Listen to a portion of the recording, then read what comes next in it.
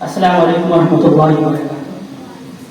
A'udhu billahi minash shaitanir rajim. Bismillahir rahmanir rahim. Iqra bismi rabbikal ladhi khalaq.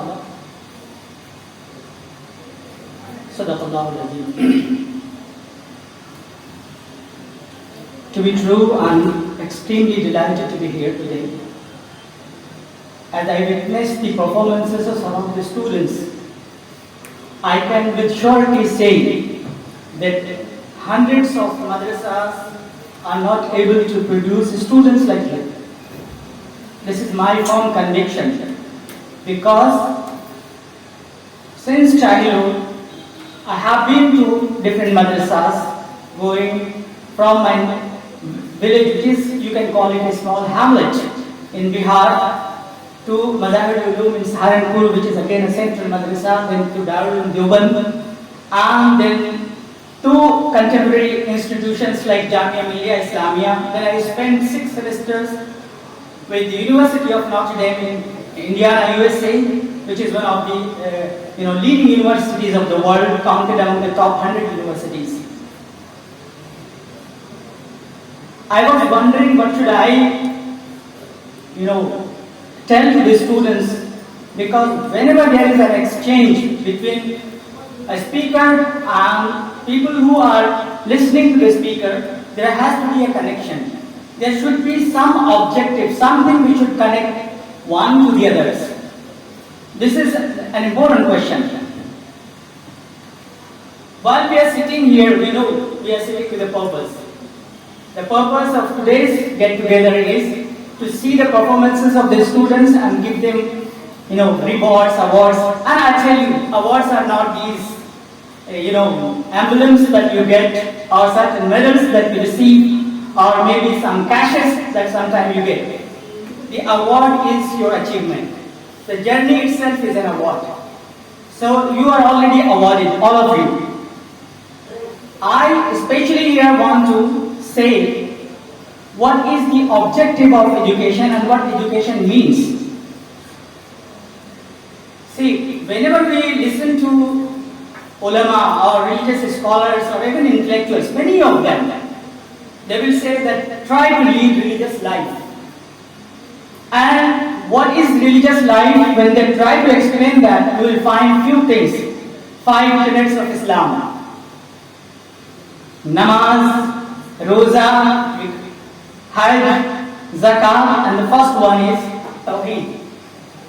But these are not exactly all the tenets of Islam.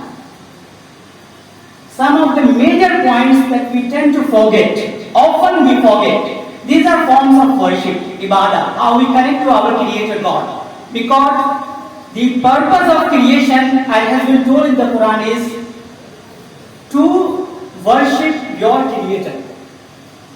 وَمَا خَلَقْتُ الْجِنَّ وَالْإِنسَ إِلَّا لِيَعْبُدُونَ. I have created men and the jinns, but for worshipping me. This is the objective. So when we are away from the objective, shouldn't we ponder whether we are doing the right thing or wrong? So the things which you are told, or which are often or repeatedly told, that these are the things which we should do: namaz, roza, zakat, hajj, and all, tawheed. We forget a lot of other things. One of the primary things that we all should always remember is the ethics or morality. Akhlaqiyat is a major component of Islam.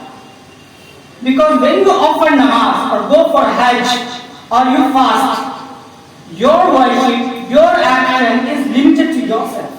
You are connected to your God, of course. But this is limited, confined to your inner purification, your inner appraisal, development.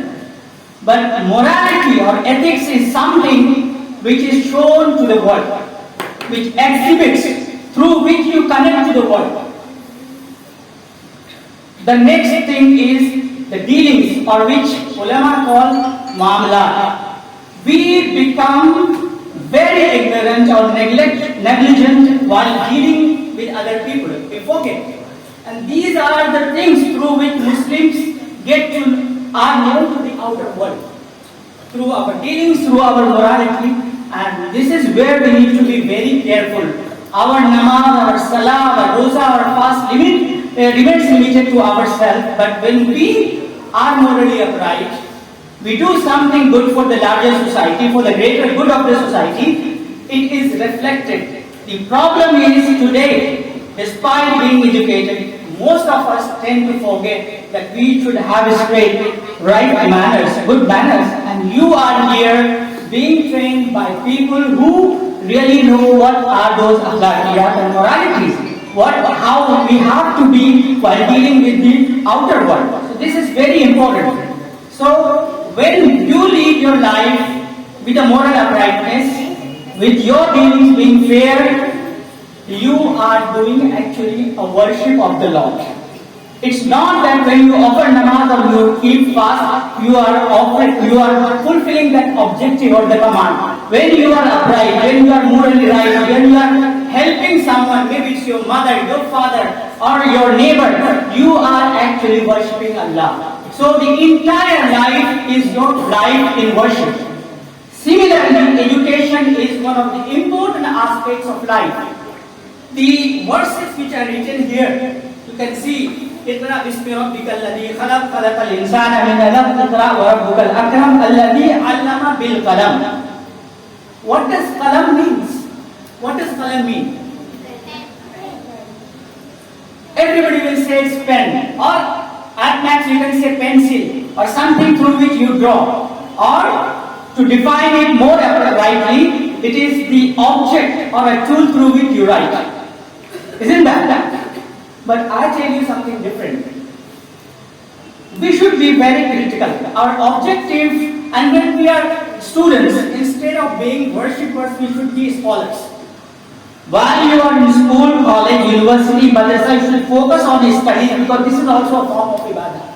Your education is a form of ibadah. When you are offering namaz, that's fine. But when you are a student, you should focus more on studying, more on acquiring more and more knowledge, being critical, being autonomous, acquiring autonomy in your studies, having firm conviction and belief that what you have done is right because you have spent time with it.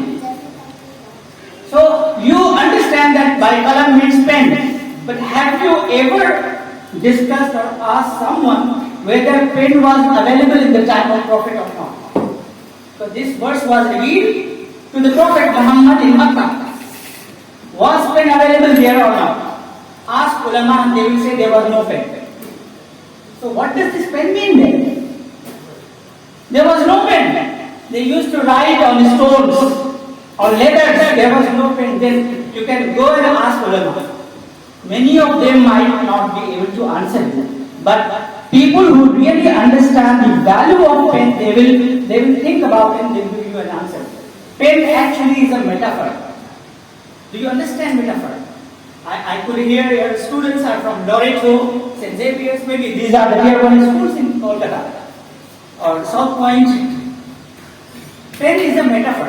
Metaphor is something symbolic to something else. Pen is anything which helps you to learn and acquire education actually. If you can use computer, if you can use internet, if you can use your mobile for a purposive work of acquiring education, that's your pen. Don't think that only you have to write through pen to deserve this. Pen is anything which helps you to acquire knowledge. And since most of them are girls here, let me tell you, the women's place in Islam is very important. Half of, or more than half of the knowledge of Islam that we have come to us through Hazrat Aisha radiallahu ta'ala anha. Half of the knowledge, or maybe more than half. And do you know, we are discussing, when you go to school and colleges, you are discussing about feminism. Feminism you define like, somebody who speaks about the women's rights and what women should do and should not do, and their liberty and freedom and equality and justice and all the issues. Do you know who was the first feminist in Islam? Who raised the voice for Muslim women or women in general? It was Hazrat Salma radiallahu ta'ala, another wife of Prophet Muhammad. There is a verse in the Quran, which is a long verse, Innal Muslimina wal Muslimat wal Mu'minina wal Mu'minat. The background of the revelation of this verse is that Hazrat Salma objected to Prophet Muhammad, peace be upon him, that why only men are addressed in the Quran? Why not women? And to the general understanding of you, I tell you, when a paradigm, a noun or a pronoun is used just for men, that women are already included in that. But despite that, Hazrat Salma objected. Why women are not specifically mentioned in the Quran? Allah loved that objection. So you should also object if you don't, if you don't understand something. I love this student who said, "Can you repeat?" She could not hear what was the question. This is what we should do. Hazrat Salma objected, and there was a verse which revealed, and it talked equally about men and women. So we have answers or guidelines in the Quran. The problem is that we don't read it or we don't try to understand it. Lastly, let me tell you, if you know your religion, if you know Quran, if you know its meaning and its explanation, exegesis, but you are limiting yourself within your community or to your family, then you are not doing justice to the message of Allah. The last verse of the Quran, the last chapter of the Quran, which is also one of the smallest chapters, is Surah Nas. What does that mean? Nas means people. It's not Muslims or believers or faithfuls. And there are 5 times Nas mentioned in that small chapter, in that small surah. And there are a lot of places in the Quran which says, Ya ayyuhan nas, O people. Quran is not meant just for Muslims or addressing the issues of Muslims. It is a book for the entire humanity. So you have to stand for the entire humanity. This is the message of the Quran. When we go out from here, you should make, you should, address yourself and try to think what responsibilities you have to yourself, towards your family, and towards the larger human being. So we should understand what responsibilities we have when we go out. As being Muslims, we have a lot of responsibilities. Your responsibilities are double than what others' responsibilities are. Let me conclude here, because I was really delighted and very happy and glad to listen to some of the recitations of these children. Let me end here the poem, Good, Better, Best. Never rest till good be better and the better best. I thank Maulana Abu Talha Jamal Sahab, Janab Fayyaz Sahab. Most of your names I don't know because I'm new here, but not new in the sense that I've been first time in Kolkata. But today I'm not familiar with most of the people. Just now I'm trying to recognize the faces. But I'm very, very thankful to Maulana Abu Talha Jamal Sahab, and I'm really very glad because I'm also Hafiz al-Quran, that these school-going children, female students, they have learned and memorized one entire section of the Quran, which is Surah we call Amma Para or Si Para, Tiswa Para. The way they recited with the correct pronunciation, the phonetics that some of them they followed were amazing actually. I have no words to express my happiness, how I feel being here. If I had missed it, I could have really missed something amazing and great. I thank all of you for giving me such a silent and peaceful listening, and I hope that you have got something from my whatever I could exchange my views here. Thank you very much. Assalamu alaikum.